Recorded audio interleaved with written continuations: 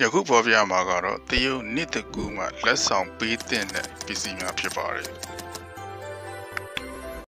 အကယ်၍သင်ဟာသင်မိတ်ဆွေပေါင်းတွေများကိုဆွေမျိုးတွေကိုတရုတ်နှစ်တကူမှာလက်ဆောင်ပေးမယ်ဆိုရင်ပထမပေးတဲ့လက်ဖက်ချောက်ဖြစ်ပါတယ်။တရုတ်လူမျိုးအများစုဟာလက်ဖက်ချောက်ကိုနှစ်သက်ကြပါတယ်။ရည်နွေးချမ်းဖြစ်တက်ရက်တောက်ကြဖြစ်ပါတယ်။ဒီအတွက်ကြောင့်လက်ဖက်ချောက်ကိုတက်ရက်စွာထုတ်ပြီးတော့တရုတ်နှစ်တကူမှာလက်ဆောင်ပေးရင်အကောင်းဆုံးလက်ဆောင်ဖြစ်ပါတယ်။နောက်တစ်မျိုးပေးတဲ့တော့တတိချင်းဖြစ်ပါတယ်။တတိပေးခြင်းဟာတရုတ်နှစ်တကူလက်ဆောင်မှာတင့်တော်တဲ့ပစ္စည်းတစ်မျိုးဖြစ်ပါတယ်။ပန်းတီလိမ်မော်တီကတော့ဘေးကင်းဖို့ကံကြမ္မာကိုစားပြုတဲ့အတွက်ကြောင့်နှစ်တကူလက်ဆောင်ဖြစ်မှာပန်းတီလိမ်မော်တီတော့မပါမဖြစ်ပေးရမှာဖြစ်ပါတယ်။ကျန်တဲ့အသီးများကိုနှစ်သက်တယ်လို့ထည့်သွင်းပေးနိုင်ပါတယ်။နောက်တစ်မျိုးပေးတဲ့လက်ဆောင်ပစ္စည်းကတော့လက်ဖက်ရည်ပကံခွဲဖြစ်ပါတယ်။တရုတ်နှစ်တကူမှာလက်ဆောင်အဖြစ်လက်ဖက်ရည်ပကံခွဲကိုပေးမယ်ဆိုလို့ရှိရင်အိမ်ပြောင်းရွှေကစားလုပ်ငန်းထူထောင်ခစားသူတွေအတွက်တော့အကောင်းဆုံးအသင့်တော်ဆုံးလက်ဆောင်ပစ္စည်းဖြစ်ပါတယ်။နောက်တစ်မျိုးလက်ဆောင်ပေးတဲ့တာကတော့အရက်ဖြစ်ပါတယ်။မိတ်ဆွေအပေါင်းအနေနဲ့အရက်တောက်သူများဖြစ်လို့ရှိရင်ရာသီဥတုအေးသည့်အတွက်ကြောင့်တော်၎င်းပျော်ရွှင်ထိမ့်မှတ်ဖြစ်တော်၎င်းတောက်မယ်ဆိုလို့ရှိရင်အရက်ပလင်လက်ဆောင်ပေးခြင်းလည်းတင်တော်ပါတယ်။နောက်တစ်မျိုးလက်ဆောင်ပေးတဲ့တာတော့ဆက်လိပ်ဖြစ်ပါတယ်။ကျေးဇူးတင်ရဲ့မိတ်ဆွေဟာဆက်လိပ်တောက်တတ်သူဆိုဖြစ်စေမတောက်တတ်သူဖြစ်စေမိသည့်အမျိုးအစားကိုတောက်တယ်လဲဆိုတာလည်းသိပါကသူကြိုက်တဲ့အမျိုးအစားဆက်လိပ်တစ်စိတ်ကိုပေးခြင်းဖြင့်သူ၏လက်ဆောင်ပေးခြင်းကိုသဘောကျနှစ်သိမ့်မှုကိုရရှိမှာဖြစ်ပါတယ်။နောက်တစ်မျိုးကတော့ညက်တိုက်ဒါမှမဟုတ်ဂျင်းစင်းဖြစ်ပါတယ်။ဒါကတော့လူကြီးသူမတွေကိုနေ့တကူလက်ဆောင်အတွက်ကျမ်းမာရေးအထောက်အကူပြုနိုင်တဲ့ညက်တိုက်ဂျင်းစင်းအာဟာရဖြစ်စေတဲ့ဂျင်းစင်းကိုပေးခြင်းကလည်းတင့်လျော်တဲ့လက်ဆောင်တစ်မျိုးဖြစ်ပါတယ်။နောက်နံပါတ်9တစ်မျိုးကတော့ပကြီးကားနဲ့ကြွေထဲပစ္စည်းတွေဖြစ်ပါတယ်။ဒီနေရာမှာတော့မိမိမိတ်ဆွေကိုသူရဲ့စီးပွားရေးလုပ်ငန်းလုပ်ထိုင်ရနေရာကုမ္ပဏီမှာဈေးဆိုင်မှာစသည်တို့မှာခြေအောင်ပကြီးကားဒါမှမဟုတ်လက်ဖက်ရည်ပကံခွက်လေးများကိုလက်ဆောင်ပေးခြင်းဖြင့်လည်းနှစ်တကူလက်ဆောင်အထူးတင်လျော်တဲ့လက်ဆောင်များဖြစ်ပါတယ်။ယခုဆက်လက်ဖော်ပြမှာကတော့တရုတ်နှစ်တကူမှာလက်ဆောင်အဖြစ်မပေးသင့်တဲ့ပစ္စည်းများဖြစ်ပါတယ်။အဲဒါဆိုလက်ဆောင်ပေးသင့်တဲ့ပစ္စည်းများရှိသလိုမပေးသင့်တဲ့ပစ္စည်းများဖြစ်ပါတယ်။ဖော်ပြရမယ်ဆိုရင်တော့ချွန်ထက်တဲ့အရာဝတ္ထုတွေကက်ကြီးတို့ဓာစသည်လိုမျိုးဖြတ်ထောက်ရမှာမိဖို့ကြောင့်တုံးဖြစ်အလှထားဖို့ဖြစ်ချွန်ထက်တဲ့ပစ္စည်းတွေကိုတရုတ်နှစ်တကူလက်ဆောင်မပေးသင့်ပါဘူး။ခင်မင်းရင်းနှီးမှုဓမ္မမှုလက်ရှိဆက်ဆံရေးကိုဖြတ်ဆောက်မယ်လို့အသိပဲတက်ရောက်တဲ့အတွက်ကြောင့်ပါတယ်။နောက်တစ်မျိုးကတော့လေးကနန်းတရုတ်မှာလေးကနန်းအသေးချင်းဆိုတဲ့အသိပဲရှိတဲ့အတွက်ကြောင့်လေးနဲ့ပတ်သက်တဲ့မင်တိအရာကိုမဆိုကံနဲ့ဆက်ဆိုင်တယ်ဆိုတဲ့အတွက်ကြောင့်လက်ဆောင်ပစ္စည်းရလေးခုပေးခြင်းကိုရှောင်ကြဉ်ရမှာဖြစ်ပါတယ်။နောက်တစ်ခုကတော့ဖနက်ပါဖနက်တရုတ်လိုမကောင်းတဲ့အ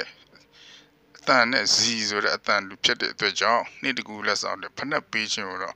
့ရှောင်ကြဉ်ရမှာဖြစ်ပါတယ်ဖနက်မပေးသင့်ပါဘူး။နောက်တစ်မျိုးကမပေးသင့်တာကတော့လက်ကင်ပွားပါစုံတယောက်ကိုလက်ကင်ပွားပေးဖို့အတွက်ကိုနှုတ်ဆက်တဲ့အတန်သိပဲတက်ရောက်မှုတူပါတယ်။ဒါကြောင့်ဒီလက်ဆောင်ကိုချစ်သူစုံတန်းများကြားမှာလည်းလက်ဆောင်ပေးဖို့ကန့်ကွက်တဲ့ရှင်များရှိပါတယ်။တဘောကတော့နှုတ်ဆက်လမ်းခွဲခံဒီမှာပေးရတဲ့အတွက်ကြောင့်ဖြစ်ပါတယ်။ဒီအတွက်ကြောင့်လက်ကင်ပွားလည်းမပေးသင့်ပါဘူး။နောက်တစ်မျိုးကနာယီဖြစ်ပါတယ်။တရုတ်ဘာသာမှာနာယီတစ်လုံးပေးဆိုတဲ့ကြောင့်ဆောင်ကြောင်းလို့ခေါ်ပါတယ်။ဒီအသိပယ်ကတော့ကွယ်လင်တို့ရဲ့မိသားစုဟာသူချစ်တဲ့သူတကြိုရင်းပြီးပြီဆိုတဲ့အသိပယ်အဲ့စကားစုနဲ့တွတ်တူနေတဲ့အတွက်ကြောင့်နာယီကိုလည်းတရုတ်နှစ်ကူလိုမင်္ဂလာအခါသမယမှာမပေးသင့်ပါဘူး။နောက်တစ်မျိုးကတော့တစ်တော်ဒီပါအမှားတော့အသီးနာဘီဒီအသီးနာပေးပြီးကောင်းတဲ့အရာဖြစ်တော့တစ်တော်ဒီကိုတော့နှစ်တကူလိုအခါသမယမှာမပေးသင့်ပါဘူး။တစ်တော်ဒီရဲ့တရုတ်စကားလုံးကထွက်ခွာခြင်းတို့မှုခွဲခွာခြင်းဆိုတဲ့စကားလုံးနဲ့တူနေတဲ့အတန်ထွက်ပါတူနေတဲ့အတွက်ကြောင့်တစ်တော်ဒီကိုမပေးသင့်ပါဘူး။နောက်တစ်မျိုးကကန္နမာပန်းတရုတ်လူမျိုးတွေဟာအတုပအခမ်းအနားမှာသုံးတဲ့ပန်းကန္နမာပန်းဖြစ်ပါတယ်။ဒါကြောင့်မို့ဒီလိုသုံးပြုတဲ့ပန်းမျိုးကိုမင်္ဂလာယူတဲ့တရုတ်နှစ်တကူမျိုးမှာမပေးသင့်ပါဘူး။နောက်တစ်မျိုးကတော့ထီးဖြစ်ပါတယ်။ထီးက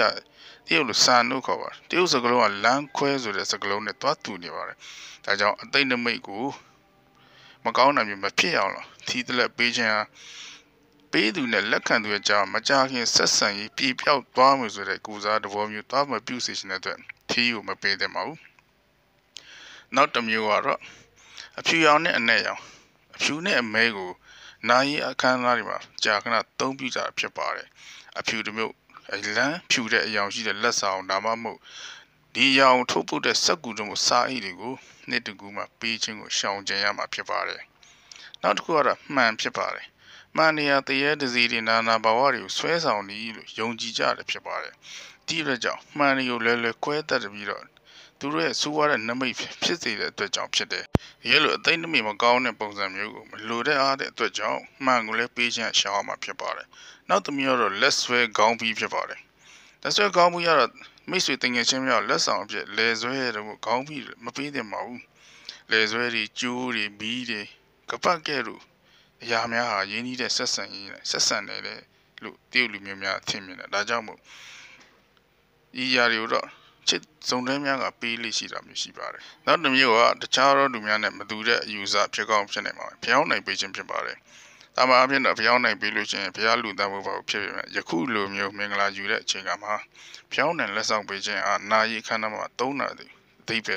တကောက်ယူတတ်ကြတဲ့အတွက်တရုတ်နှစ်တကူမှာလက်ဆောင်ပေးခြင်းရှောင်ကြမ်းမှာဖြစ်ပါတယ်။ယခုဖော်ပြကြတာတော့တရုတ်နှစ်တကူမှာမပေးသင့်သည့်အရာများပေးသင့်သည့်အရာများစူးစီးဖော်ပြလိုက်ခြင်းဖြစ်ပါတယ်။မိတ်ဆွေများအထူးကျေးဇူးတင်ရှိပါတယ်။